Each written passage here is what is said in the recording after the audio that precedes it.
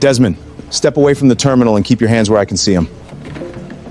I'm reviewing division files. That's my job. These cases aren't assigned to your command. There are two versions of Desmond Frail. The 19-year Karrowby police lieutenant his department trusted with every active investigation, and the man named in a federal indictment for selling those investigations to the people his unit was hunting.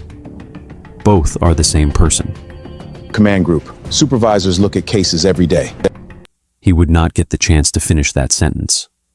Federal agents had been watching him for 11 months. 73 covert case system queries logged. One controlled scenario seeded into the channel 48 hours earlier. 322 encrypted messages recovered from a phone he believed was clean. $700,000 in cryptocurrency and cash traced through a relative's accounts. And one informant, still alive, who had escaped a death threat by 90 minutes because she packed a bag and ran the same night her name moved through this man's hands. Before we go any further, I want you to think about something. The people sworn to protect the city carry the city's secrets. Every informant's name, every wiretap, every search warrant before it's served. So I have to ask, what happens when the man trusted with all of it decides those secrets are for sale? Drop your answer in the comments, and if you're new here, subscribe. This channel covers the cases mainstream coverage forgets about within a week. Desmond Frail was born in March of 1978 in Baltimore, Maryland, the second of 3 children in a family that lived in a narrow 2-story row house on the east side of the city. His father, Marcus Frail, was a Baltimore City patrol officer who worked the night shift for 26 years and never made rank above corporal. His mother, Yvette, was a nursing aide at Johns Hopkins Bayview. The family budget was tight. Birthdays were modest. But there was one thing inside that house that was not negotiable. The uniform hanging on the back of the bedroom door represented something close to sacred, and the children were raised to understand it. Desmond watched his father leave for shift work at 10 in the evening for most of his childhood. He remembered the weight of the duty belt on the kitchen chair. He remembered the smell of leather polish and gun oil. He remembered, most of all, that his father carried himself with a particular dignity that Desmond would later try to copy. Marcus Frail was not a flashy officer. He was a steady one, the kind of cop who showed up, did the work, and went home. Desmond attended Edmondson Westside High School and graduated in 1996. He was a B student. He played junior varsity football for 2 seasons before quitting to take a job at a hardware store off Frederick Avenue. He earned $6.75 an hour. He gave half of every paycheck to his mother. He was, by every account, a serious young man. He enrolled at Coppin State University in the fall of 1996 with the intent of studying criminal justice. He graduated in May of 2001 with a bachelor's degree and a 3.4 grade point average. His senior thesis examined the relationship between community policing and informant management in mid-sized municipal departments. The thesis would, 2 decades later, read as something close to grotesque in light of what he became. At the time, it earned him a faculty recommendation and an interview with the Karrowby Police Department, a department of roughly 400 sworn officers serving a city of just under 90,000 people in central Maryland. He was hired in September of 2001. He was 23 years old. The Karrowby Police Academy class of 2001 had 31 recruits. Frail finished 6th in his class. His instructor evaluations described him as, quote, attentive, disciplined, and showing strong aptitude for investigative procedures. Another instructor wrote that Frail displayed, quote, the kind of quiet authority that does not need to announce itself. He was sworn in as a patrol officer in March of 2002. His starting salary was $41,600. For the first 6 years, he worked patrol. Night shift, then evening shift, then a brief stint on the day shift bicycle unit. He earned commendations twice, once for talking a man off a 3rd-floor ledge on Westmoreland Avenue, and once for tracking and arresting a suspect who had fled a domestic violence scene on foot through a wooded ravine. Both commendations were written up in the department newsletter. Both were framed and hung in the kitchen of the small townhouse he bought in 2006 with his wife, Renata, a middle school math teacher he had married the previous year. In 2008, he was promoted to detective and assigned to the property crimes unit. He cleared cases at a rate above the unit average. He was promoted to detective second class in 2011 and transferred to narcotics, where he worked for 3.5 years and built a reputation for careful, methodical case construction.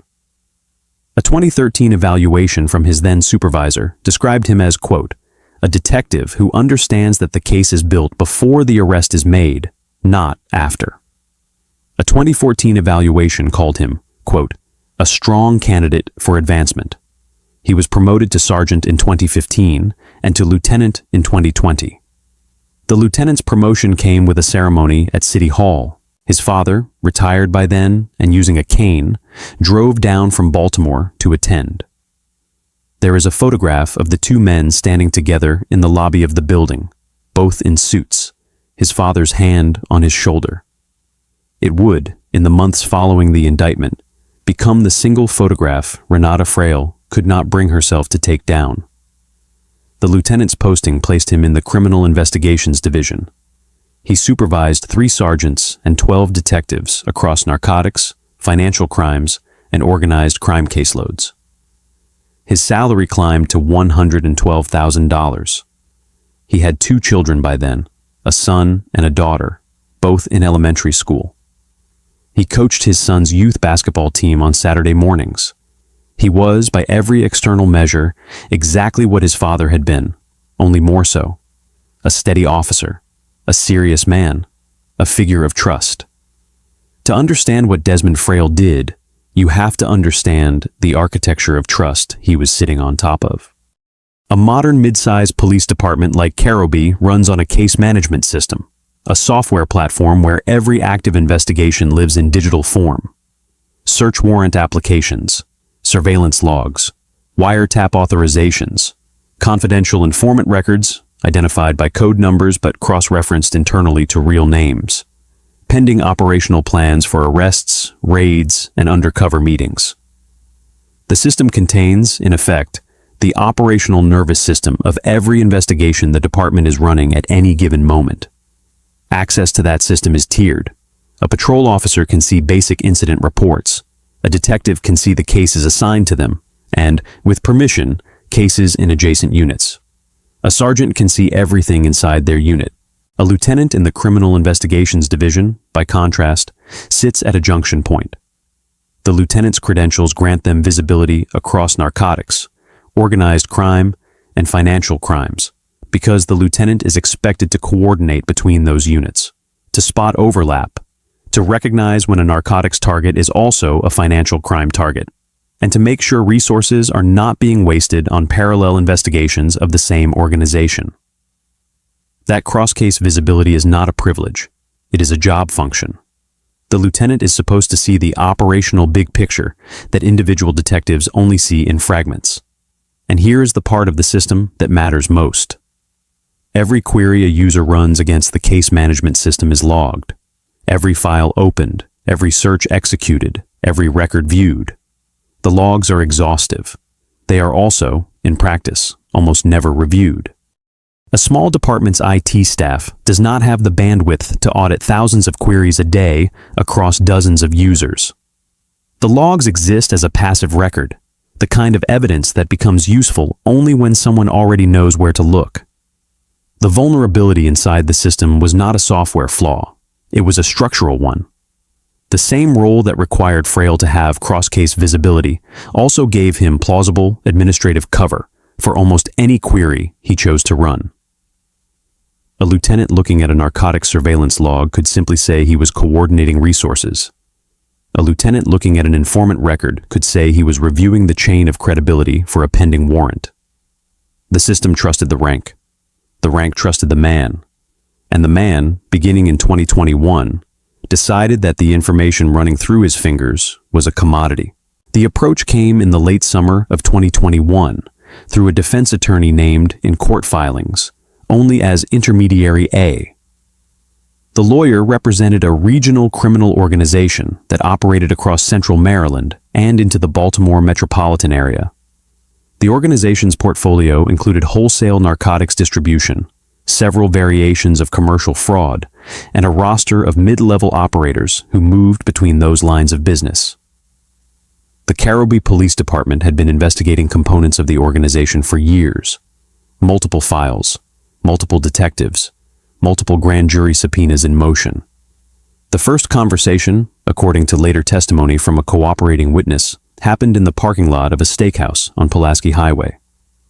Frail and the intermediary met, ostensibly, to discuss a courtesy review of a pending case.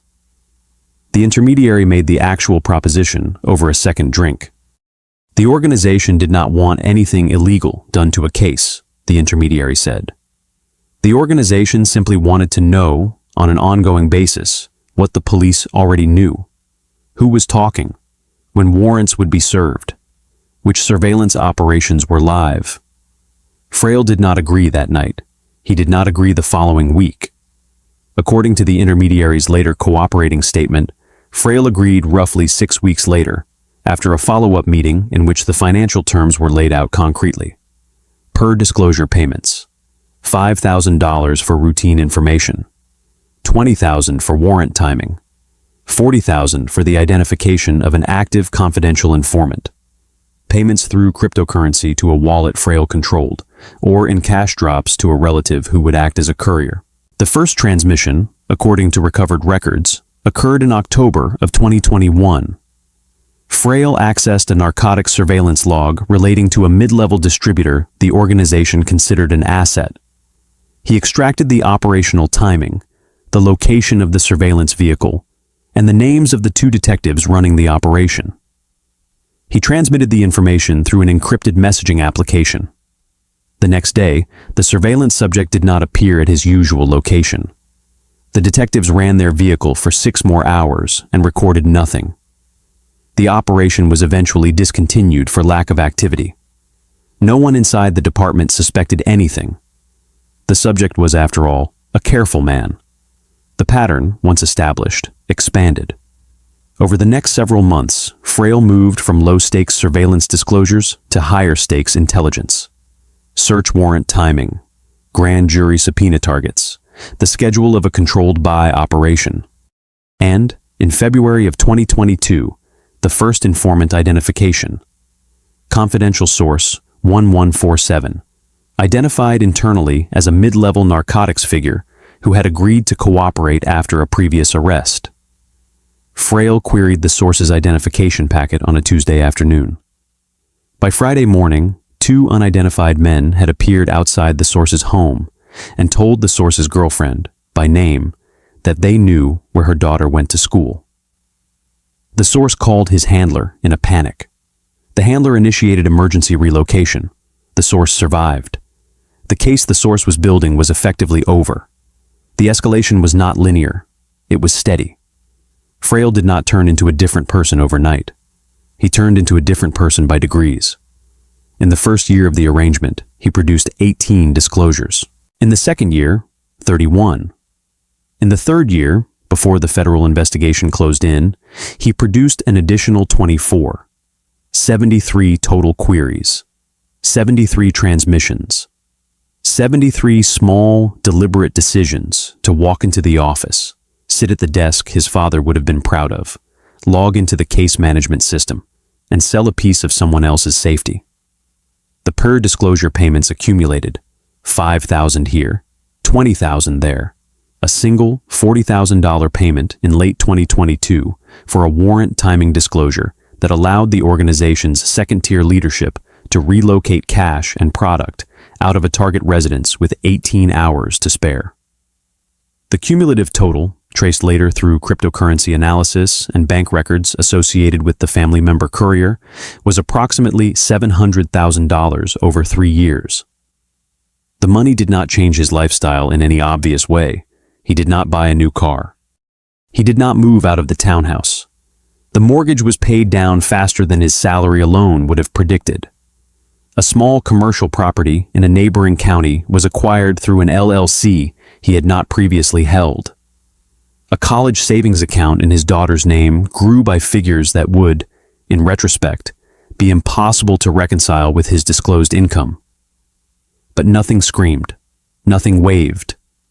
He had grown up watching his father stretch a patrol officer's paycheck across a household of 5, and he understood, instinctively, that flashy money is what gets you caught.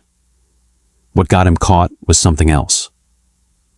In early 2024, a federal investigation of the criminal organization, run jointly by Homeland Security Investigations and the FBI, began to develop cooperators.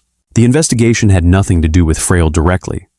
It was a long-haul case targeting the organization's narcotics distribution and the fraud schemes that subsidized it. 3 cooperators were brought into the federal fold over a 4-month period.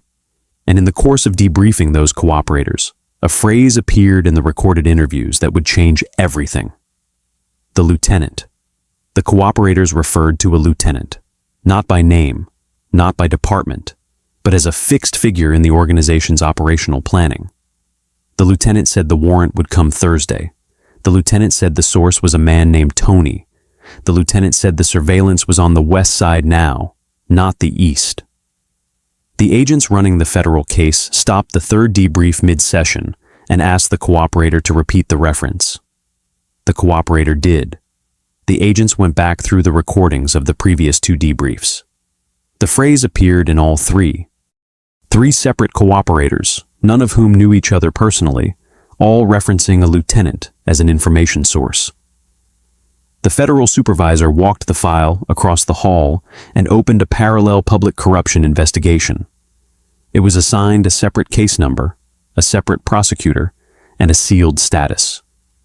From that moment forward, anyone inside the Caribbean Police Department who might have an investigative interest in the criminal organization was, themselves, under investigation. The public corruption case operated covertly for nearly a year. The agents began with the access logs. Every query run against the Caribbean case management system by every lieutenant or higher across the period in question. The volume was enormous, tens of thousands of queries. But the analysts had something to compare against. They built a baseline of what administrative supervisory access should look like. Cross-case visibility, but distributed across the unit's actual caseload. Frail's access pattern did not look like that. It looked like a person searching for specific operational details in specific files that were not being actively supervised by him. Surveillance timing in cases assigned to other sergeants. Informant identification packets in cases he had no immediate supervisory reason to touch. Search warrant drafts that had not yet been signed. The pattern was suggestive. It was not yet proof. Proof required a controlled scenario. In the autumn of 2024, the FBI and the United States Attorney's Office, working with a small and tightly compartmented group inside the Caribbean Police Department's command staff, constructed a fictional case file. The case file described a pending operation against a fictional mid-level target of the criminal organization. Surveillance dates, a search warrant date, a confidential informant identifier. None of it was real. Every detail of the file existed only inside the case management system. It was placed in the system in a location Frail would have administrative justification to access. And then they waited. Frail accessed the fictional file on a Tuesday afternoon at approximately 2:47 p.m. He spent 11 minutes inside it. He closed the session. He left the office at his usual time. And 36 hours later, the federal wiretap monitoring the criminal organization's leadership recorded a conversation in which 2 organization members discussed, in operational terms, the surveillance date, the warrant date, and the informant identifier that had been planted in the fictional case file. The conversation matched the planted details with a specificity that could not be coincidental. The loop had closed. Query, transmission, response, all documented across separate evidentiary streams. The historical access log pattern, viewed against the controlled scenario result, matched the same query and response shape across 3 years. They had him. We are heading into the moment the federal warrants come down. Before we do, if this kind of accountability coverage is something you want more of, subscribe and hit the notification bell. These cases involving police corruption do not get the attention they deserve, and the people harmed by them deserve an audience. The next part of this story is the one Frail never planned for. The federal search warrants were signed on a Thursday in early 2025. They covered Frail's residence on Magnolia Court, his personal vehicle, 3 encrypted devices believed to be in his possession, and the residence of the family member Courier, identified in the indictment as family member 1. Frail had taken precautions. He was not a careless man. The encrypted messaging application he used had a self-deletion function that wiped messages after 72 hours. He carried the device on his person at almost all times. He had instructed the courier to keep cash holdings in a small safe inside a closet, never in financial institutions where deposits would trigger reporting requirements. The cryptocurrency wallet was held on a hardware device the size of a USB stick, stored inside a hollowed-out copy of a criminology textbook on a high shelf in his home office. The federal agents knew about all of it. The months of covert investigation had identified the courier through bank account analysis. They had identified the cryptocurrency wallet through blockchain tracing, tied to a transaction the organization had carelessly routed through a regulated exchange. They had identified the hardware wallet's likely physical location through a covert entry conducted under a separate authorization in the weeks leading up to the warrants. And the encrypted messaging application, while it deleted local copies of messages, had been compromised at a different layer.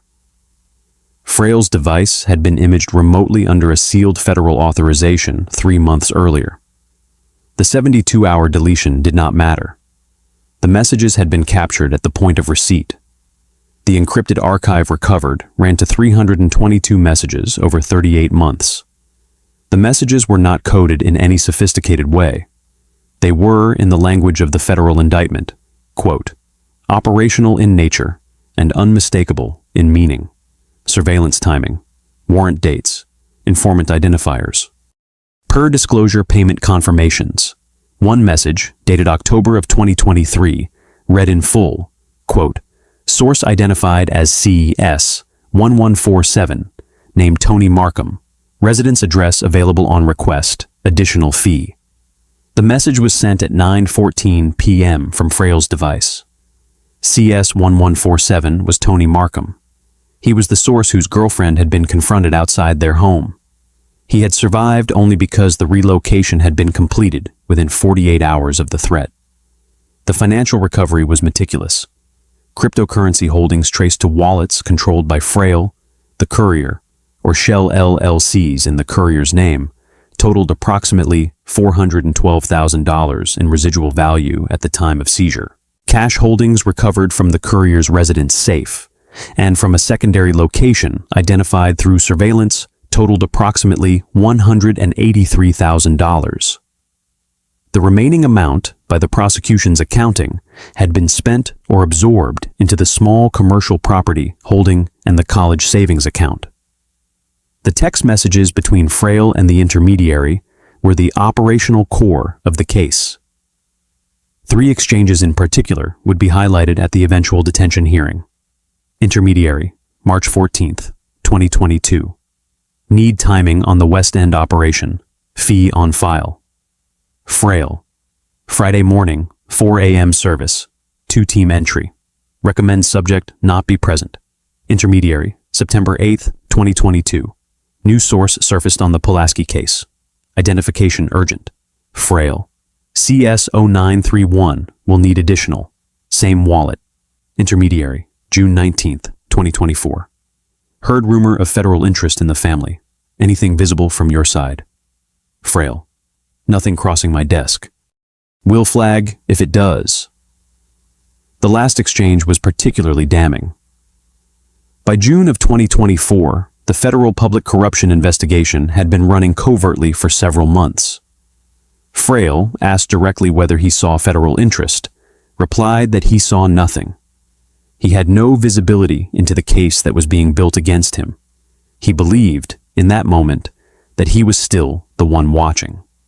The arrest occurred at 6:14 a.m. on a Thursday morning in March of 2025. Federal agents executed the residential warrant simultaneously with a coordinated approach to the courier's residence 22 miles away. Frail was already awake. He had been awake, according to his wife's later statement, since before 5. He had been sitting at the kitchen table with a cup of coffee, scrolling on his phone, when the agents knocked. He opened the door in a gray Carroby Police Department fleece pullover and dark sweatpants. He looked at the lead agent. He looked at the warrant. He looked back at the agent. He said one word. He said, "Okay." The lead agent identified himself by name and credential and informed Frail that he was under arrest for federal violations including honest services, wire fraud, bribery, and obstruction of justice. Frail was asked to step out onto the porch. He did. He was asked to place his hands behind his back. He did. The handcuffs were applied. He did not resist. He did not speak. Renata Frail came to the door in a bathrobe. She saw her husband in handcuffs. She did not scream. She did not cry. According to a neighbor who watched from across the street, she simply stood in the doorway with both hands over her mouth and did not move for the better part of a minute. The lead agent asked Frail if he wanted to make a statement. Frail, standing on his own porch in handcuffs at 20 minutes past 6 in the morning, looked at the agent and asked a single question. Frail: "Was the case file in October real?" Agent: "Which file?" Frail: "The mid-level target, Pulaski Corridor. Surveillance dates the second week of October." Agent: "No, sir. That file was constructed for the investigation." Frail nodded once. He did not say anything else. He looked across his own front yard, past the agents, past the unmarked federal vehicles, toward the elementary school 3 blocks away, where his daughter would be walked by her mother in another 2 hours. Then he turned his head back to the agent and said, in a voice that the agent would later describe in his report as flat and exhausted, that he wanted a lawyer. He did not speak again for the duration of the transport. Desmond Frail was indicted by a federal grand jury in the District of Maryland in 2025. The indictment ran to 41 counts. Honest services wire fraud under 18 U.S.C. sections 1343 and 1346, charged across multiple disclosures. Bribery under 18 U.S.C. section 201. Obstruction of justice under 18 U.S.C. Section 1503. Disclosure of investigative information, and, charged in parallel by the Maryland Attorney General's Office, misconduct in office under state law. The initial detention hearing was held the following Monday. The Assistant United States Attorney, a prosecutor named Cordelia Vance, presented an oral summary of the evidence that ran nearly 40 minutes. She laid out the access log analysis. She laid out the controlled scenario closure. She read aloud, into the record, the message identifying Tony Markham as confidential source 1147. She informed the magistrate that the government considered Frail a flight risk and a danger to the community, citing in particular the documented death threat against the Markham family and the broader risk to cooperating witnesses whose identities Frail had handled during his 3-year arrangement. Frail's defense attorney, a former federal prosecutor named Hadley Beresford, argued for release on conditions. He pointed to Frail's 19-year service record, his lack of criminal history, his 2 children. The magistrate listened patiently and then denied the motion. Frail was remanded to federal custody pending trial. The broader institutional damage was already in motion.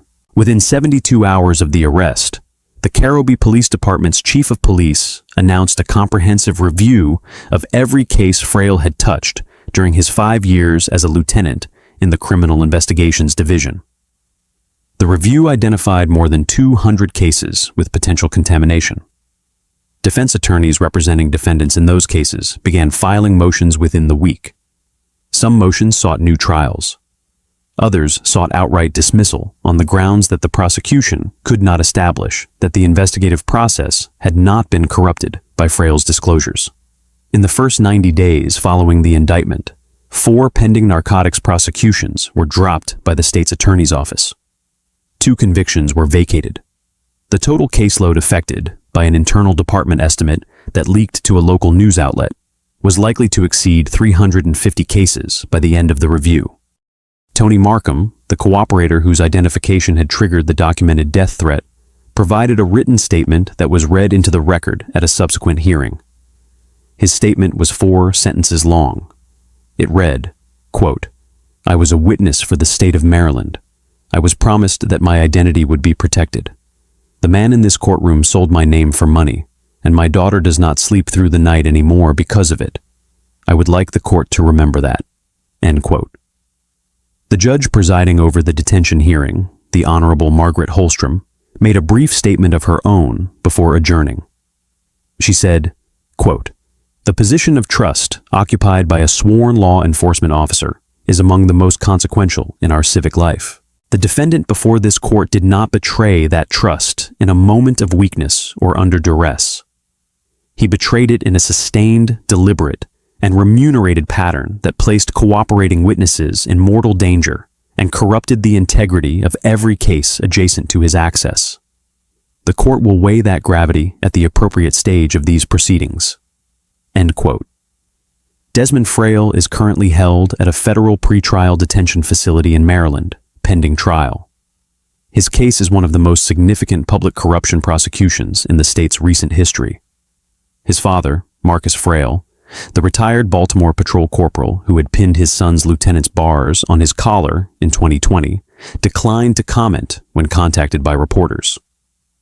The framed commendations from the early years of Desmond's career, the ledge talker and the foot pursuit, came down off the kitchen wall of the townhouse on Magnolia Court within the first month. Renata Frail reportedly placed them in a box in the basement. She did not throw them out. She also did not put them back up. The photograph from the lieutenant's ceremony, the one of father and son in suits in the City Hall lobby, remained on the wall. That one she could not bring herself to move. This case was disturbing. But the case on your screen right now is the one that genuinely keeps me up at night. Click it.